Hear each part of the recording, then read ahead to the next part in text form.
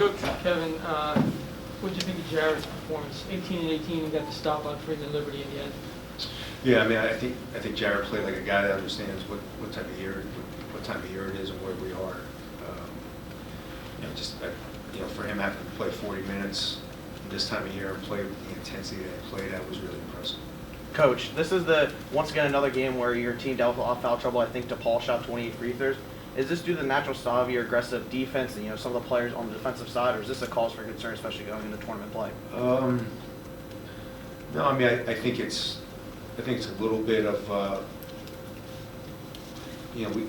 we had a lot more guys before now. So if guys got in foul trouble, I would take them out and not put them back in. Just don't have that luxury anymore. So we're kind of with only really four guard rotation. If one of them gets fouls, you got to put them back in the game. So I think it's a little bit more of, we were rotating 5 guards before, now we're only rotating 4, so we lost 5 fouls. To add to that point, Alexis Yenna, I think, picked up his 4th foul with around 6 or 7 minutes left in the second half, and you decided to keep him in, and obviously didn't foul out. So was that you trusting your players, and what was your mindset thinking, leaving Yenna in the time? Lex was playing good, and at that point, it was such a close game. Trey had been on the bench for almost 7 minutes, so I would just rather just roll with the guy that's out there playing the way he's playing, and then have to put Trey in instead of taking him out and then something going on and you have to put him back in and you're just wasting minutes. So at that point in the game, I was just roll with it. Kevin, how much? Go ahead. With 4 games left here, how much do you need Jared to continue to play at that level and get back to his A game? We need everybody to play at an A game right now. And we're getting a lot of looks at the rim. We're just not finishing at the rim. And that's something that's hurt us against Nova. That really hurt us against UConn in the second half because we're getting to the rim. We're just not finishing. We got to do a little better job when we get to the rim because we're getting in there. But we're missing a lot of easy layups, and we just need everybody to kind of finish down low because it killed us against Nova, and it really just it takes a lot of momentum away from us. Kevin, how hard is it to defend consistently when you have to keep pulling Miles Cale out of the game? Well, I mean, I think it was tough, and again, he's the guy. I thought the way he started the game on Javon was the big reason why they got off to such a tough start. I thought he was great. We didn't take advantage of our opportunity on defense that we started, but we start the second half with him on the bench, and it's a different intensity without him out there. Is there something to be said for grinding out what most people would call an ugly game, what you might call a typical Big East game? Yeah, it's end of February in the Big East. I mean, it is going to be what it is. For Miles, what do you need from him going forward, like offensively here? Miles Cale's been playing great. It's just he's been playing really good. It's just he got foul trouble, so it's tough to play well when you're sitting for long stretches of time and jumping in, jumping out. But he's been playing. He's just been a steady. He's probably been our most dependable guy that we've had. Kevin, Jason. Coach, given that Miles was out of the game at the end, what were you trying to do defensively on Freeman Liberty to try and slow him down? Sometimes you just got to hope, the big man's on your side and he misses a shot. No, I mean, we trapped the first possession, the one he shot the air ball in the 3. We switched our pick and roll coverage. We're just going to trap him. We were going to just make him pass it, and I thought we did a really good job. The second time after we missed a free throw, that's why I don't like calling timeouts. It's just we switched the pick and roll, just tried to get him. He made a good move. He just missed a tough shot. I would say that praying had a little bit to do with it when the ball was up in the air. More, Jerry. Kevin, you have a history of your point guards developing as the season goes along. Where is Kedaria in that development? How much left does he have to give, you think? I tell you what, Kedaria Richmond didn't practice on Wednesday or Saturday. Today's Saturday.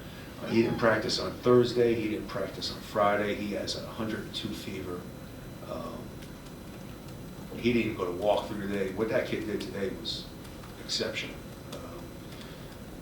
he wasn't even supposed to, he wasn't play. He came up to me right before the game. He was getting an IV all the way up until warm-ups. He came up to me and said, just don't take me out. He goes, I'm fine. That's what I love about his toughness. It's also why I gave him the ball without calling a timeout at the end of the game, because I think he's developed into, someone,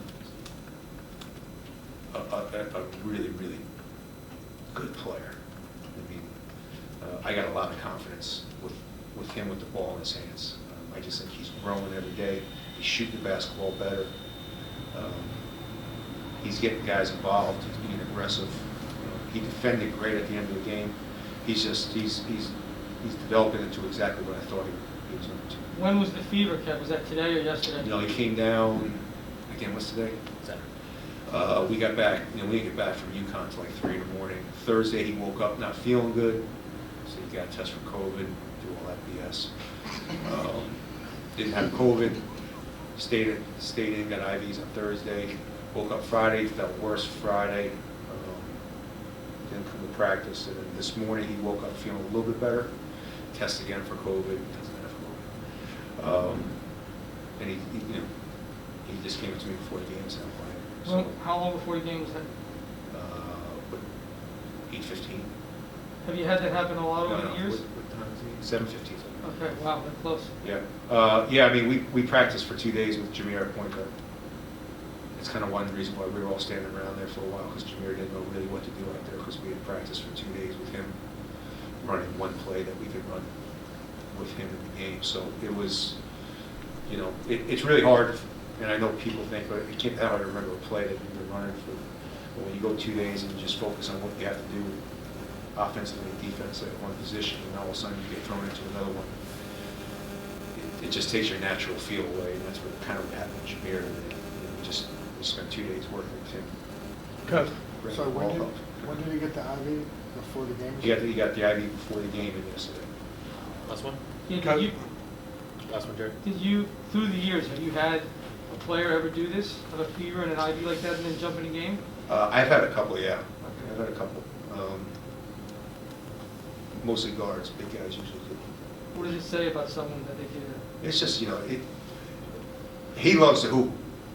So, like, his leg will have to be fall off for him not to hoop. I mean, that's what I love about Kedaria more than anything, is that, he wants to play. He loves games.